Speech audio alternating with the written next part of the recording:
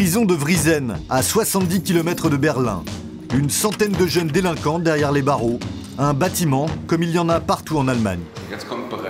Ici, on entre dans l'atelier de peinture. Bonjour, vous pouvez aller partout. École, formation, sport, le système classique, mais insuffisant pour les autorités allemandes. Dans le pays, 40% des violences sont le fait des moins de 21 ans. Alors les autorités ont inventé une autre formule, plus radicale, envoyer les jeunes à problème, bien loin de chez eux. Moi j'ai passé 2 ans en France. 2 ans en France, c'était où? À Carcassonne. Je travaillais dans une ferme.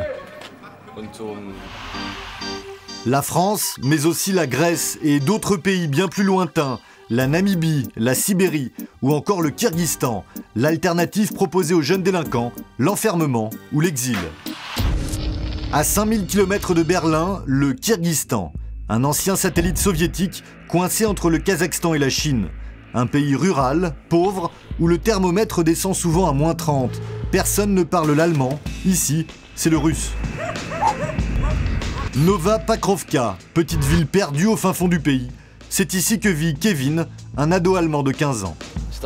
Quand on voit ça, c'est vraiment le tiers-monde. Regardez ces maisons.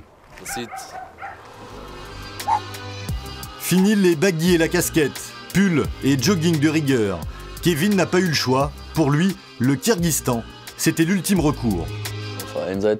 C'est un peu comme être expulsé de son propre pays par l'État. Mais on m'aurait envoyé en prison si je n'étais pas venu ici. J'avais des problèmes de drogue, d'alcool. On a porté plainte contre moi pour coups et blessures. Je n'allais plus à l'école. J'étais en conflit avec ma mère. Kevin a quitté l'Allemagne l'année dernière. Depuis, il vit dans une famille d'accueil. Il est très seul, c'est l'objectif du projet. Un déracinement total, avec emploi du temps très strict. Tous les jours, je me lève à 7 h. À 7h10, hygiène du matin. Après, c'est le petit déjeuner. Puis le cours de russe. Puis la lessive. Après, je travaille à la ferme.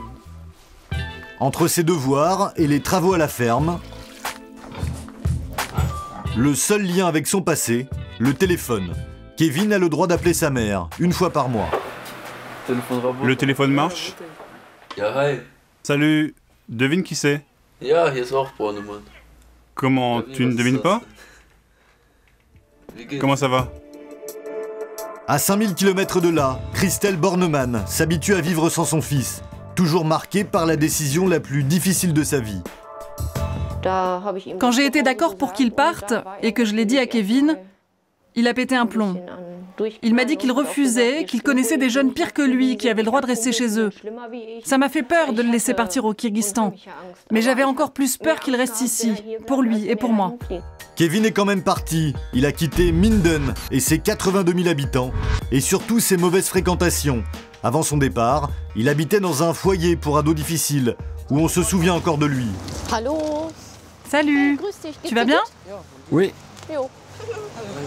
Il revient quand, Kevin? Ça prend encore du temps. Ça fait presque 1 an maintenant. Christelle a accepté que Kevin s'éloigne de ses bases, pour son bien, dit-elle. Elle a confié le destin de son fils à une association mandatée par les autorités, chargée de lui fabriquer une nouvelle vie, plus calme. Au Kyrgyzstan, c'est Vladimir Ziegler, le responsable de l'association, qui gère le cas de Kevin, convaincu que la méthode à la dure est la plus efficace. D'abord, c'est un grand choc. Et après, c'est l'instinct de survie. Ils se disent « je veux survivre », alors c'est ce qu'ils font. Mais d'abord, il y a le choc, c'est clair. Après, ils se rendent compte qu'ils peuvent changer, alors que c'était impossible en Allemagne. 1 fois par mois, Vladimir Ziegler rend visite à son poulain. Va mettre ça sur la table. Pour un déjeuner en famille. Tu verras, dans quelques mois, ce sera moins dur. Tu t'habitueras. Très bien. Pour convaincre la famille d'accueil, une rémunération mensuelle. Sacha et Ilana ne sont pas des travailleurs sociaux, ils ont juste suivi quelques cours de psychologie avant l'arrivée de Kevin.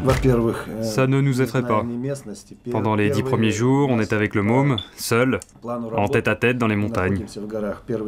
Et donc, ça crée des liens, c'est suffisant.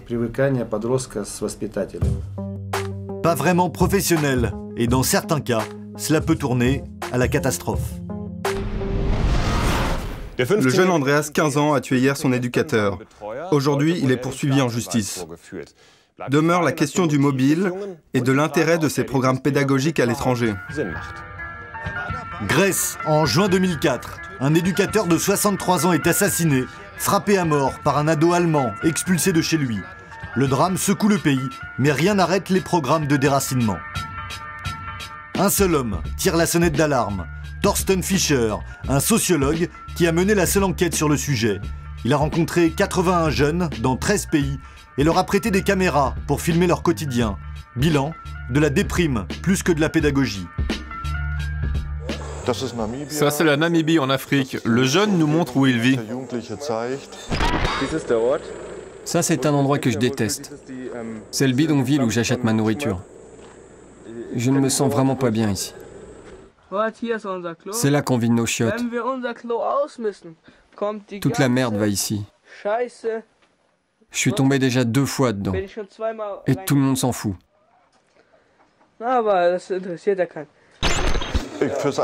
Ce n'est pas vraiment un environnement indiqué pour un jeune du 21e siècle. Thorsten Fischer accuse. Selon lui, l'Allemagne se débarrasse de ces jeunes délinquants au lieu de les aider. Et dans certains cas, les conditions sont déplorables. Les familles d'accueil ne se préoccupent pas de leur protéger. Par exemple, on a visité un centre qui accueillait 32 enfants. C'est énorme. Vous voyez, chaque enfant n'a pas un éducateur pour lui. Il n'y a pas de prise en charge individuelle. Et vous vous doutez bien que là, c'est l'intérêt économique qui est visiblement le plus important. Retour au Kyrgyzstan. Seul loisir pour Kevin, la boxe. Comme ça. Plus fort. Et maintenant, tu vas frapper par là. Allonge. Allonge. 3 fois par semaine, il s'entraîne avec un ancien coach soviétique pour se défouler et se calmer. Pourquoi j'ai accepté de venir au Kyrgyzstan? Pour avoir un avenir meilleur. Allez, plus vite, plus vite. Pour lui, l'expérience semble être une réussite. Plus de délinquance et la perspective d'un retour en Allemagne dans 2 ans avec de nouveaux objectifs. Selon l'association qui le suit, seuls 30% des jeunes replongent et retournent en prison quand ils rentrent chez eux. Les autres s'en sortent. Mince espoir pour les 600 ados délinquants éparpillés partout dans le monde.